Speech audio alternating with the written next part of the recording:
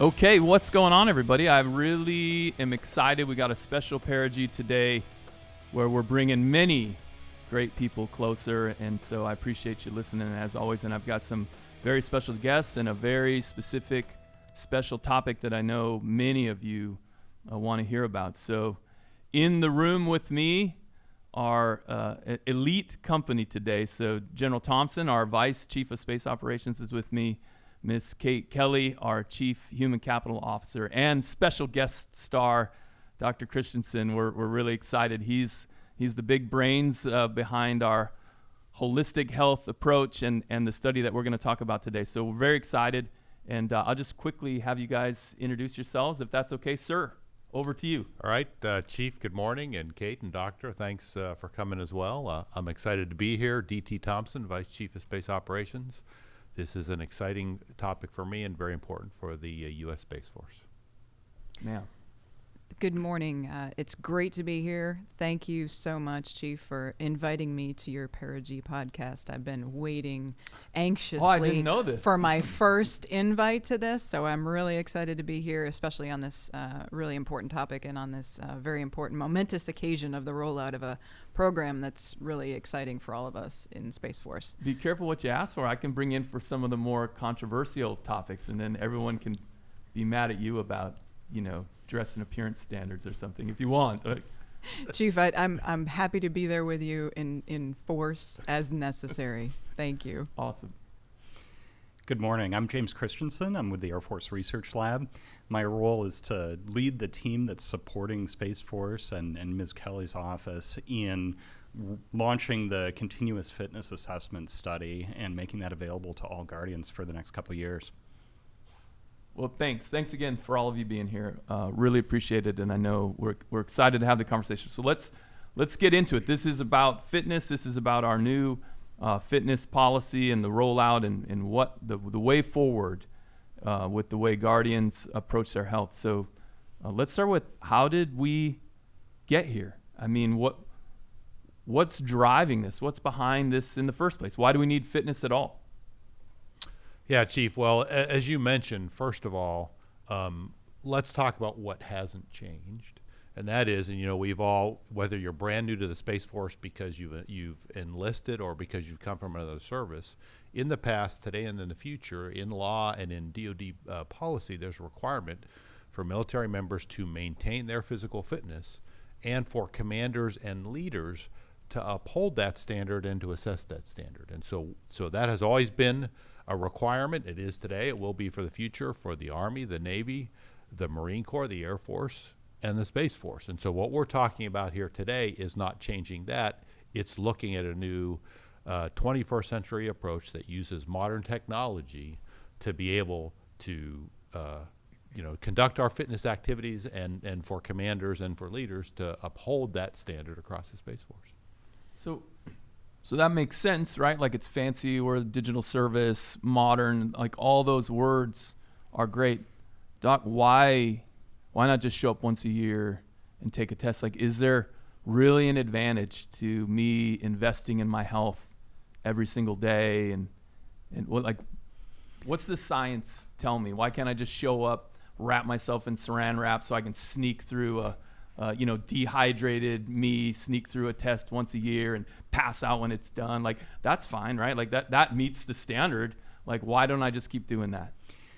We're really trying to pioneer for all of DoD a better way to support our members throughout their lives, during their service and beyond. So there's many years of science that shows that maintaining a consistent level of fitness and an overall, healthy lifestyle not only improves your health and improves your long-term health outcomes, but also, cognitively, and your ability to perform your core mission is improved and sustained by your consistent level of fitness. And it's that consistency piece that I think we've been concerned about and we're trying to support with the technology. So rather than, just thinking about fitness when you're coming up on your annual PT test, it's more of a year-round, day in, day out, building and sustaining a healthy lifestyle that's going to serve you well while you're still in uniform and even beyond.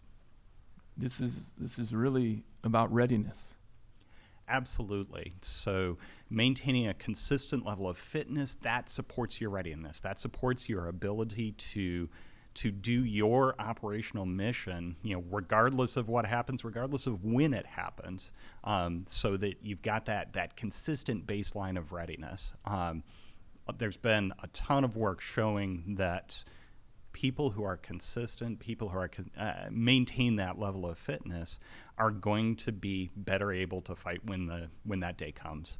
Yeah, everybody knows this. I barely got out of 8th grade, but I do watch a lot of YouTube, and I think, Doc, but tell me if I'm wrong, I think that physical fitness not only improves our cognitive abilities at work, but it will decrease absenteeism, it will increase happiness. Like, there's all kinds of benefits to investing in our physical fitness, and which is why it's part of our comprehensive fitness model.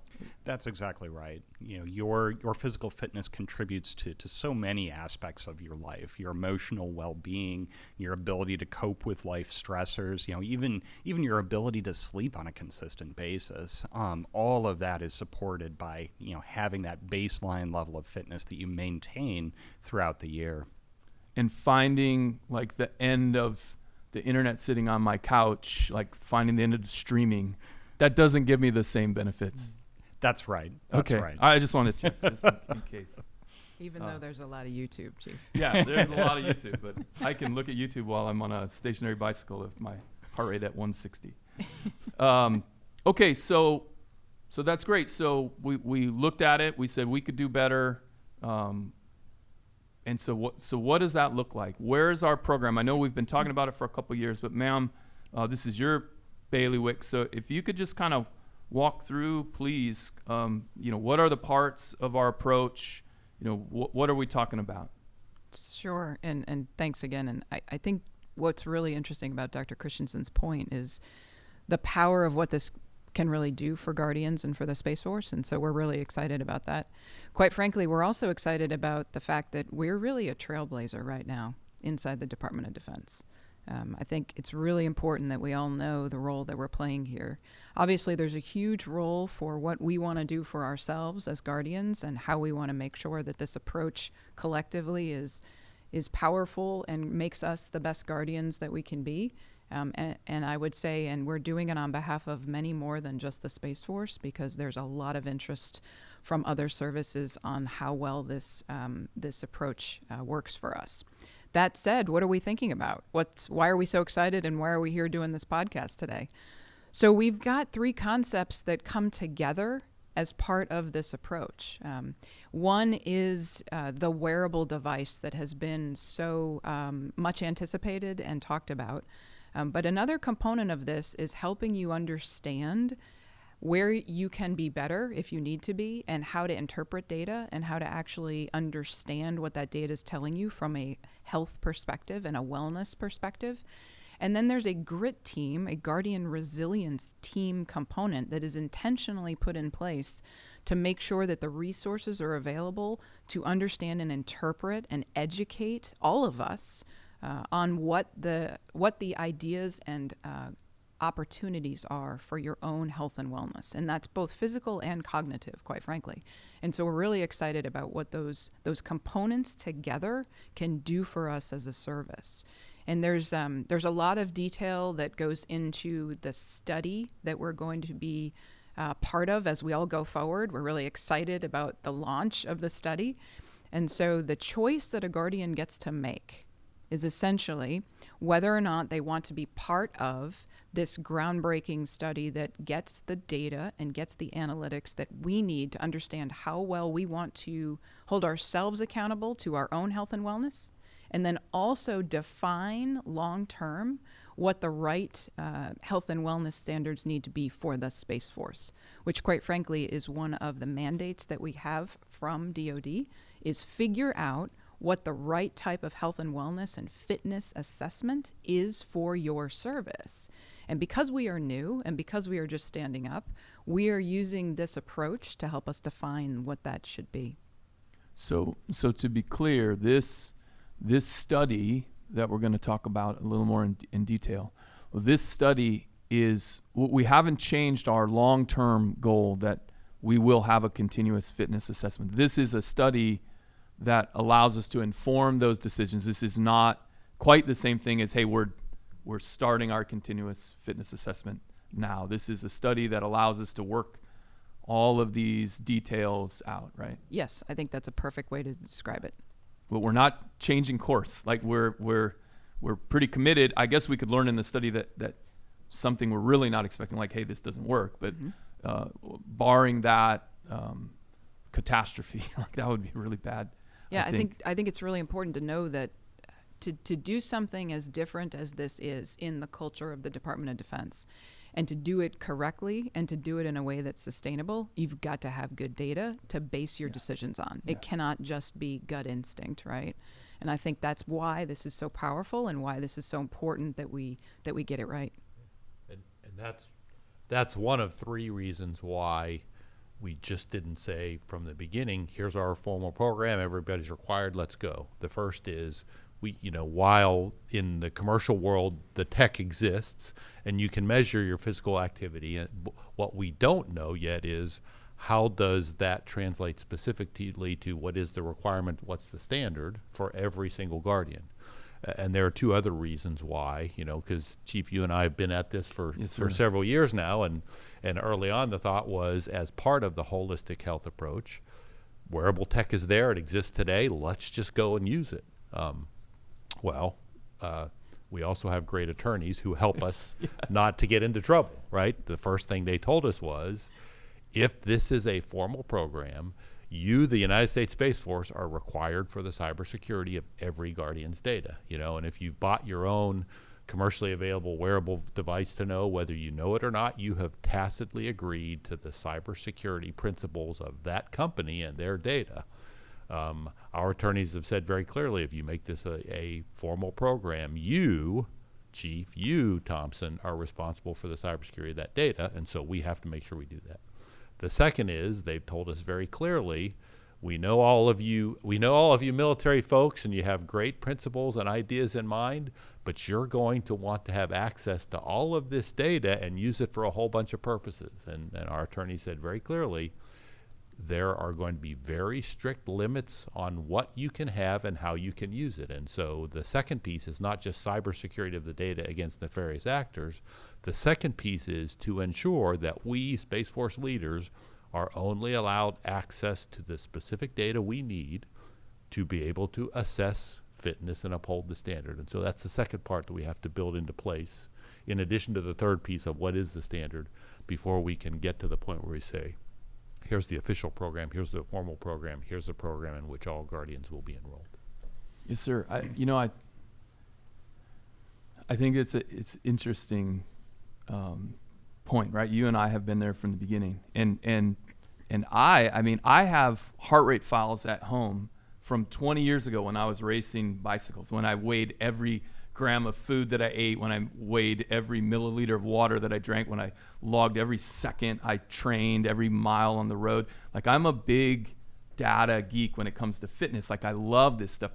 Nobody is more excited to go than we are. We just had really important things that we had to work out. So I promise everyone that no matter how excited you are and no matter how impatient you've become as we've worked this stuff out, I am easily as impatient, because I'm all in on this and have been, like, I've been excited about this for a really long time. It's just that that excitement weighed against this real requirement to protect your privacy and to protect our data.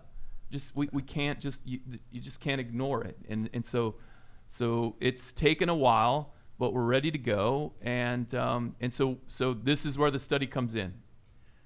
Exactly. So go, right. Doc, yes. Go. Tell me about the study.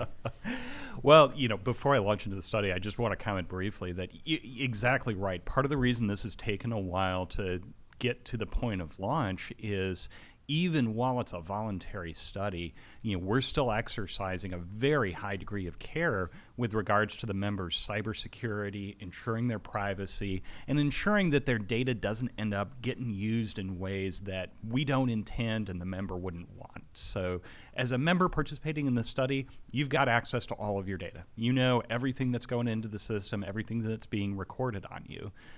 But there are some very sharp limits on what happens to that data next. The study team has access to it, but we are not making that data available to your commander or your senior enlisted leader because we want to make sure it's being used to support your fitness and to support our goal of delivering the study data that's going to give us the right standard, it's going to give us the right policy, at the end of the study. So what this looks like, it's pure voluntary. It's opt-in on the part of the member. It's very important to us from both a legal and ethical perspective that it's an unforced choice as to whether you want to receive an issued wearable or not participate in the study at this point. Once you're enrolled, then we do have a number of things that we're going to be asking you to do as a study participant to help ensure that we're getting the data that we need, as well as we're supporting you in your healthy journey as a member, even while you're a study participant. So we'll have some questionnaires that you need to fill out periodically. We'll need you to work out regularly. We have to have those workouts logged in our system in order to assess your current level of fitness. And we'll be asking you to engage with our system, make sure that data is getting uploaded on a regular basis, respond to queries from the study team and vice versa. We'll be responsive to members as they move through the study. And then lastly, if you're starting to fall into that zone where there's a health concern about your current level of fitness, that's something that we want to take very, very particular care to ensure that you're not going to stay in a zone where we're concerned about your health. So, there's some triggers there for us to recommend that, perhaps you shouldn't proceed in this study, given that it looks like it's not helping you, and we want to make sure that we're taking good care of you, regardless of whether you're participating in the study or not. Yeah, Doc. So I want to tease this out a little bit because I want to be very clear. So whether I opt into the study or not, 100% voluntary. But once I'm in the study, there's really some sort of mandatory things. Like once I'm in, I can't not give you the feedback. I can't not do the questionnaires. I can't not work out, right? That there are thresholds that will get me asked to depart. That's exactly right. So the agreement that you're making with us by opting into the study is you're agreeing to supply the data that we need for the study to be successful. But if it's not working out for you, or if it's not working out for the study, we can part ways. At any point, a member can decide that they'd rather not continue in the study, and that's 100% okay. Yeah, I think if I may, yes, Chief, ma'am, please. I think it's really important for the point you just made for everybody listening to really know that, from my view, as we try to structure long-term policies for the Space Force that make sense for us and for Guardians, I'm kind of looking at every Guardian who chooses to participate as a partner to me, because your participation, active, and your willingness to share your experience through the surveys, your data through how you work out and how you engage with the device, this is a partner relationship that quite frankly, other services just don't have. This direct relationship of direct feedback that a Guardian is now able to do through this study directly will inform what the long-term physical fitness and standards and programs for this service should look like. And so for all of you who are excited about this rollout that we're doing, and for those of you who choose to participate, thank you, first of all, and know that you are actually helping shape this long-term process for us, because you are a direct link to what we need to understand in order to find the right balance going forward. I think it's a good word, relationship, right? Because like every other relationship, so if you're participative and if you're into it, and if you're doing your part, it's a healthy relationship. And if you're not, we're breaking up. Like, that's it, guys. It's going to be it's not you, it's us. Like, there's not going to be any judgment on you, but we will break up with you, and then you will go back to the normal Space Force fitness policy. Go ahead, sir. Yeah, Chief, but let's also be clear. This isn't, the standard is not like, wow, I got to go to the gym 5 times a week and work out 2 hours. Yes, sir. This is, the standard really is suited to what we hope and really want people to do healthily anyway. About 3 times a week, you've got your heart rate up for 30 to 45 minutes. You will more than accomplish what you need to maintain part of the study. So there's a lot of flexibility in there, and the approach they've set up for the metrics does not make this hard to stay in the study for anybody who just has a reasonable routine workout. Yes, sir. And so let's not scare people into thinking that, man, I'm going to spend all my time in the gym in order to stay in the study. Sometimes you have to scare people to be funny, especially on the podcast. So, Doc, what about? Tell me about the numbers. How many contracts can we sign on this? So we're resourced to support. Right now, 6,000 Guardians participating. So we're going to make this available to absolutely everyone that we possibly can. We're still working some of our cybersecurity assessments. There are going to be a few Guardians who I'm very sorry to say won't be able to participate, at least not right out of the gate. So, people who are in a deployment status, for example, certain overseas locations, because of the overarching security concerns, we unfortunately can't support them at study launch. But what I will say is we are supporting people who are coming off deployment, people who are rotating home, absolutely. And the same goes for new accessions, inter-service transfers. As folks join the Space Force, we'll give them the same opportunity to participate. It's incredibly important to us that it be as equitable as possible, and that it be inclusive as possible. So we will maximize that within the bounds of some of the larger security considerations. What if I work in a skiff? So. Am I okay as long as I don't work out in a skiff? Yeah, I'm okay. Doc, maybe I can talk to that, and that's where all volunteers, both volunteers, but the leadership of any unit at any facility have to work together, because there are absolutely security concerns with whether or not you can wear a device in specific facilities. Each unit, based on the security structure of the department. There are organizations responsible for deciding when and where and how you can wear those devices. In some cases, they will allow you to wear the appropriate device all the time. In others, facilities will not permit them. Every Guardian who is in this program has to be sensitive to that. What we need you to do is wear the device when you're working out, for sure. If you can, if that's all you want to wear, that's fine. If you can and you want to wear it longer, for example, I wear mine all day, every day. That's fine as well, but Guardians will need to be very careful and understand where they can and can't wear it. But the request and the requirement will be wear it while you're working out, so we can capture that data. Great point. And I would say that we collectively, in partnership with AFRL, in order to mitigate what General Thompson's talking about, intentionally scoped the devices that we're going to make available to those that are on the NSA-approved device list, in the intention of making it as maximum flexible as we can, and understanding that in some cases there may be some mitigating circumstances. But the devices are on that approved list, so as long as they meet the local criteria that the device is talking about, it should be relatively seamless for the Guardian to wear it as much as they choose to. Okay, so it sounds to me like in both of these instances, and I guess a PCS doesn't affect this because my contract is with the study, so where I am or who my commander is doesn't matter, correct?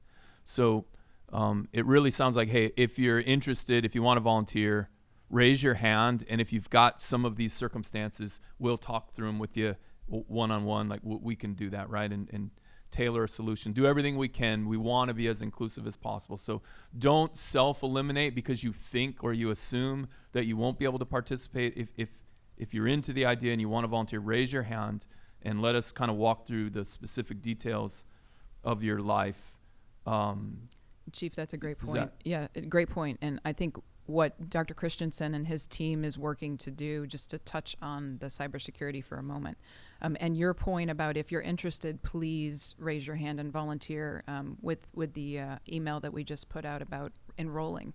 Even if you are in a location or in a scenario where maybe right now we can't enroll you because of some of that security issue, we still want to know who you are and where you are, because we want to work through solutions to try to fix that.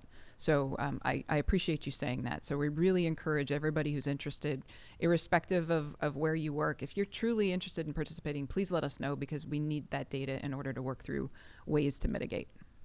Perfect. And I know another question that's out there, and I know the answer, but based on everything we've said so far, and that this is a study and we've got to prove the concept and privacy and data and all that stuff, while we envision perhaps a future where bring your own device is a thing, right now this is not an option. This is you're opting into a study, and it's a very specific, hey, this is what you're going to use. Is that correct? That's exactly right. We are committed to working towards bring your own device, but for now, in light of both the cybersecurity considerations of needing to assure that it's on the approved device list, as well as keeping the study data equivalent. So we want all members to be evaluated in the same way while they're participating in the study, so that I know, the numbers from you, Chief, are exactly the same as the numbers from General Thompson are exactly the same as any other Guardian on the force. You're being measured in the fairest, most equitable way possible. Would mine be better, though? My numbers would be better than General Thompson's, or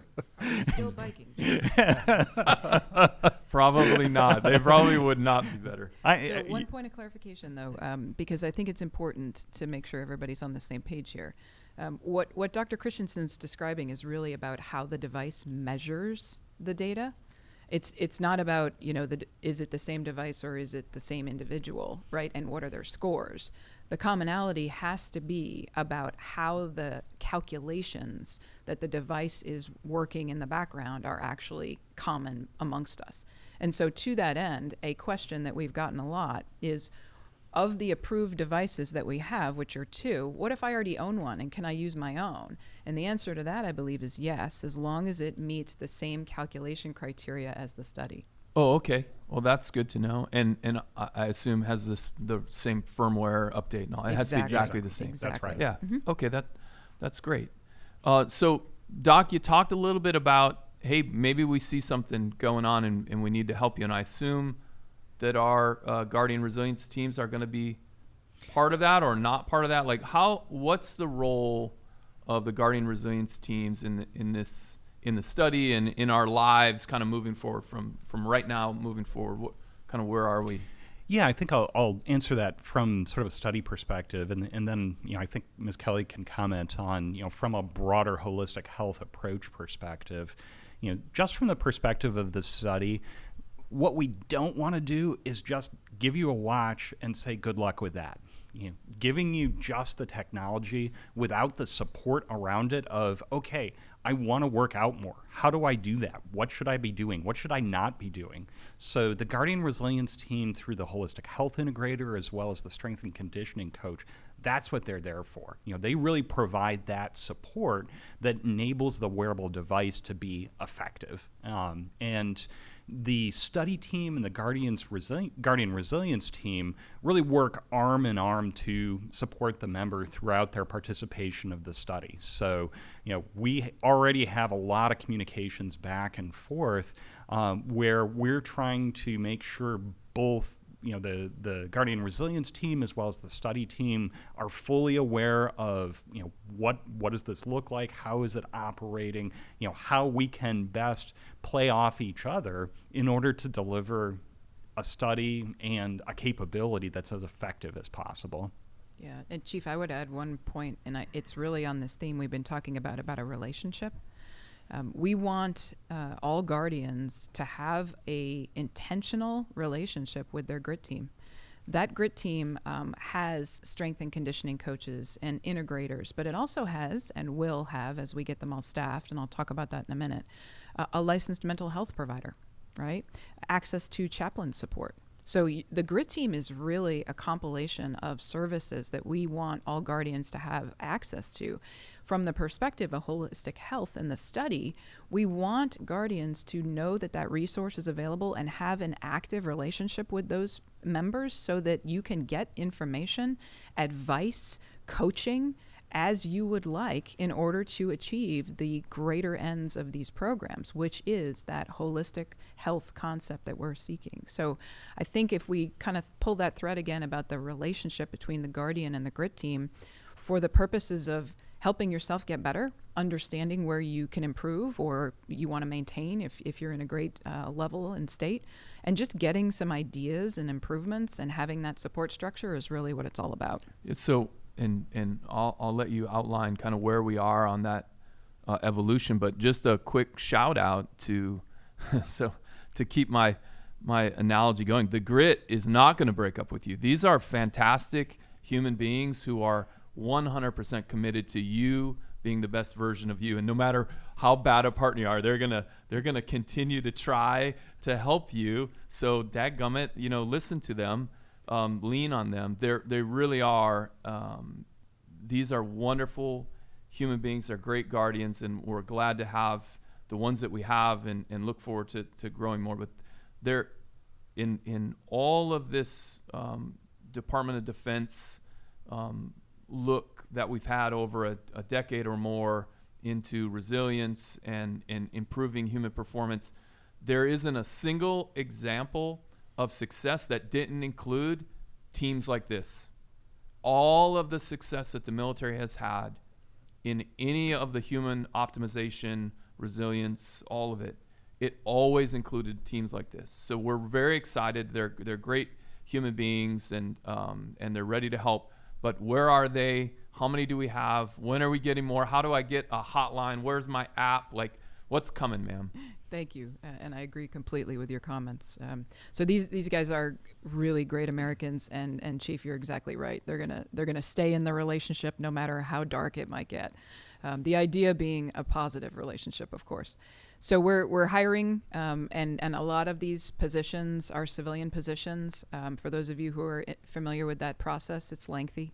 Our goal is to have a GRIT team at every Space Force base, to include the National Capital Region, to include San Antonio, and an additional virtual GRIT team, if you will, that's available for those who are either not on those locations or geographically around the globe, or just need access in a more dynamic way. And so those are in the process of being hired.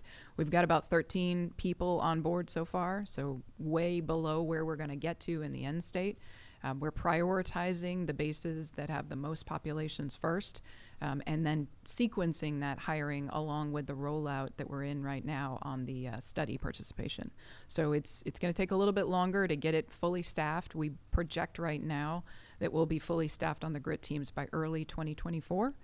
So the next several months are very much filling out the remainder of those teams. But we're really excited for those capabilities and what that can do for all of us.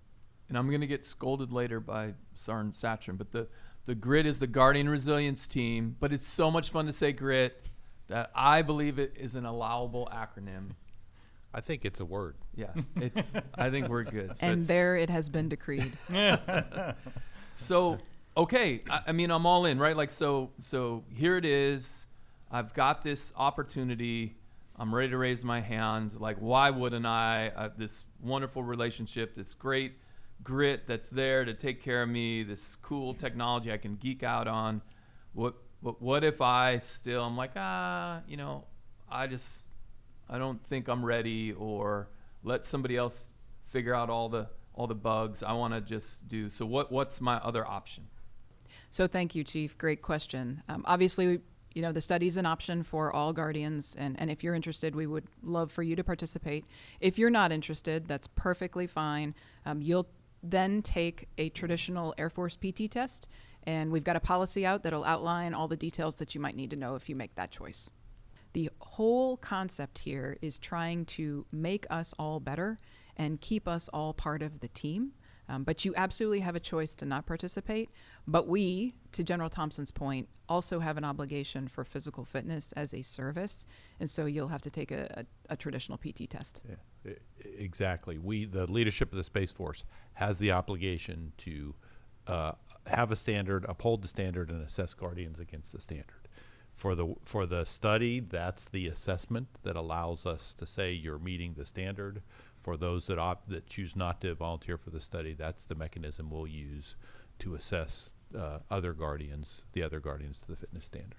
So one of our core values is commitment to mastery of ourselves, our profession, and our domain. This clearly is mastery of ourselves. You cannot master yourself if you let your physical being falter. So no matter the way forward for you and whichever way you choose, you've got to know first and most importantly, this is about readiness, and this is about you and your happiness and your productivity and, frankly, the happiness of everyone around you, because when you get a little Christmassy and you start to, be a less version of yourself than you could be, you get a little grumpy and then people don't want to be around you. Like, just be fit. Lean into this. And so whether you're in the study or whether you're not, never look at minimum standards as some sort of goal. Invest in yourselves. Be the best version of you that you can.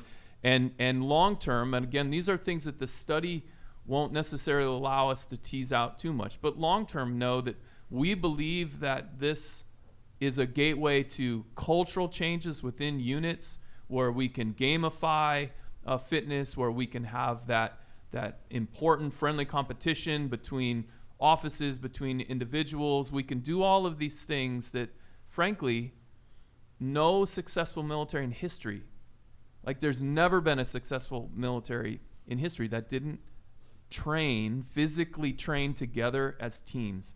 So whatever your personal choice, and no matter what organization you're in, please be leaning in on all of the options and exploring these things, brainstorming ways. How do we make all of ourselves better? How do we make our teams better? How do we contribute to our own well-being collectively connected in our individual commitments so that we're growing as a team as well? So sales pitch over, but however you move forward, this is so important, folks, and I really, really want you to take it seriously and maximize your efforts no matter which route you go. So with that said, I thought this was a great conversation. I thought it was really cool, and thanks again for being here. Let's go reverse. I'll start with the doc and just for last words, and I'll end with you, sir, and you can close us out, and then there'll be like really cool rock and roll music that kind of fades us out and stuff. It's awesome. It's incredible. But Dr. Christensen, thanks so much for being here, because when I asked you if you were going to be here, you're like, but I'm so glad you're here. It's awesome, and you got a big brain. I always like sitting at tables with big brains, so close us out. What you got anything final to say? Thanks, Chief. I'm proud to be part of the team, the Air Force Research Lab, proud to support Space Force, and like I said, really lead the way for DoD. I think we can do a better way to do fitness. Thank you. Yeah, no, thank you. I'll be out at Wright Pat in a couple weeks. I'll come by, maybe high five the team. Sounds great. Thanks. Thanks, sir. Man. I would just say a huge thanks to AFRL as a partner to Space Force in this. We would not be where we are today launching this to all of you absent their support. So a huge thanks to that team. They've done tremendous work. And just a foot stomp for the email that we just pushed out. Look for it. Make sure read it in its entirety. Yes, please. And if you're interested, go to that website and sign up. And again, just foot stomp. Even if you think maybe it won't apply to me and you're interested, please go sign up. Tell us who you are, where you are. We want max participation. If you would like to participate, thank you so much for inviting me to the podcast. Yeah, I'm glad. I can't wait till the next one. So let me agree wholeheartedly with Ms. Kelly about how great a partner AFRL is in this area and many others, and it's just an example of how the Air Force is a great partner in everything we do. And as excited, Chief, as you and I and everyone is for this, let me make sure everybody understands again, this is absolutely voluntary. If you choose and you want to be part of it, wonderful. If you choose that you want to be part of the standard fitness testing approach, that's great too. Just get out there, get in the gym, get out on the running trail, and build that resilience and cognitive ability that comes with physical activity. Thanks, Chief. Thanks, everyone. Cue the music. Perigee. This is as close as we get.